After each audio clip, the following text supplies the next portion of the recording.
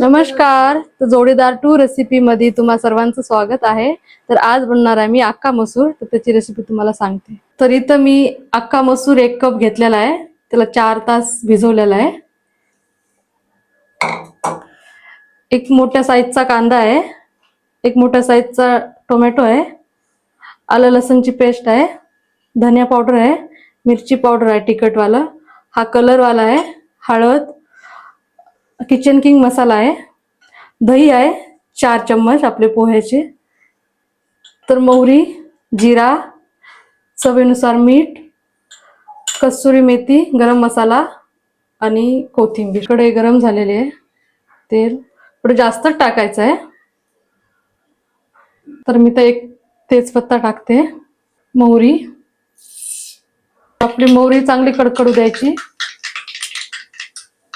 त्याच्यात टाकणार जिरा. कांदा थोडा जास्तच लागतो याला. तर आपला कांदा चांगला परतून घ्यायचा आहे.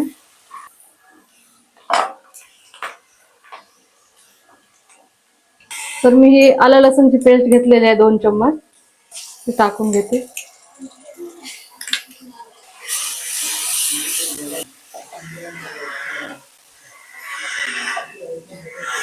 आलं लसूण चांगलं परतून झाले. टोमॅटो याला पण छान पैकी परतून घ्यायचं आहे. तर मी टाकणार मीठ टोमॅटो गाळ होण्यासाठी चवीनुसार.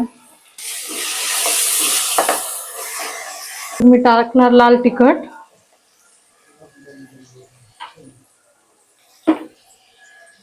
कलर वाला, किचन किंग मसाला आहे.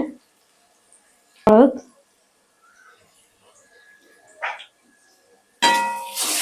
त्याला चांगलं परतून घ्यायचं. थोडंसं पाणी टाकून घेते. तर मला 2 मिनिटासाठी झाकण लावून ठेवते. तर मी खोलून बघते.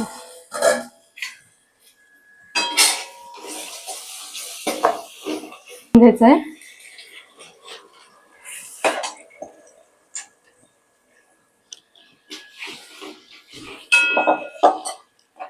थोडंसं पाणी टाकते आणि याला 2 मिनिटासाठी परत झाकण लावून ठेवते.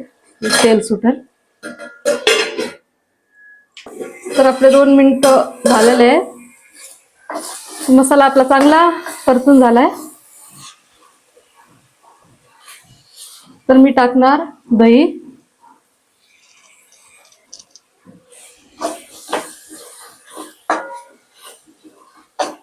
दहीनं चांगलं टेक्स्चर येते. तर मी तर गरम पाणी ठेवलेलं आहे साईडला. गरम पाणी आपल्याला टाकून घ्यायचं आहे. मस्त तेल सुटलेलं आहे. तर मी टाकणार इकडे गरम पाणी. थोडंच टाकायचं आहे. तर ही कस्तुरी मेथी आणि गरम मसाला लास्टला टाकायचा.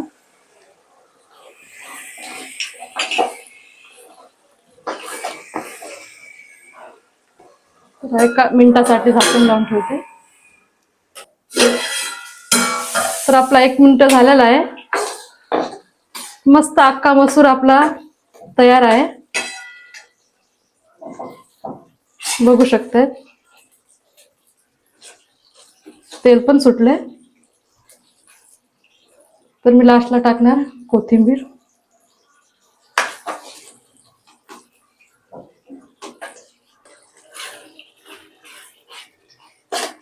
गॅस बंद करून घेते.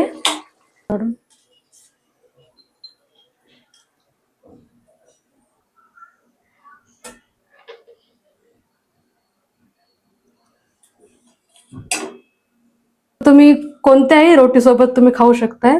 भाकरी किंवा तंदुरी रोटी, चपाती. बघू शकताय तुम्ही.